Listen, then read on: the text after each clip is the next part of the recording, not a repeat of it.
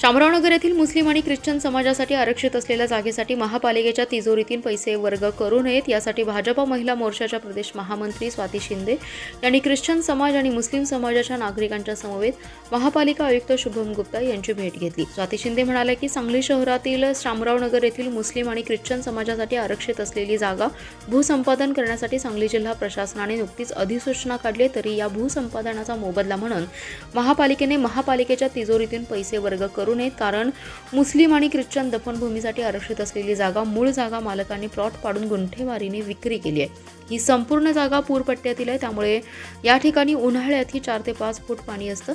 या जागेत भराव घालण्यासाठी कोट्यावधींचा खर्च आहे। बाजारभावाप्रमाणे या जागेची किंमत अवघी 1 कोटी रुपये एकर असताना काही हितसंबंधी मंडळींनी मूळ मालकांकडून वट मुख्यत्यार पत्रे घेऊन भूसंपादनाचा प्रस्ताव पुढे आणलाय। 40 प्लॉट धारकांनी गुंठेवारी नियमितीकरण करण्यासाठी महापालिकेकडे प्रस्ताव दिलाय।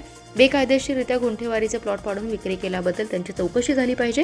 काही नगरसेवकांनी वट मुख्यत्यार पत्रे लिहून घेतलेली आहेत, याची चौकशी झाली पाहिजे। जागेचा 1,25,00,000 रुपये एकरी बाजारभाव असताना महापालिका मात्र एकरी 4 कोटी रुपये प्रमाणे दर देते। 2017 मध्ये दफनभूमी भूसंपादनासाठी महासभा ठराव क्रमांक 50 ने ही जागा 10 कोटी रुपयांनी भूसंपादित करायची होती, मात्र आता ही रक्कम अंदाजे 24 कोटी रुपये इतकी झाली आहे। त्यामुळे आयुक्तांनी भूसंपादनाची प्रक्रिया करू नये, अन्यथा जबाबदारी आपली राहील, असा इशारा स्वाती शिंदे यांनी दिला आहे।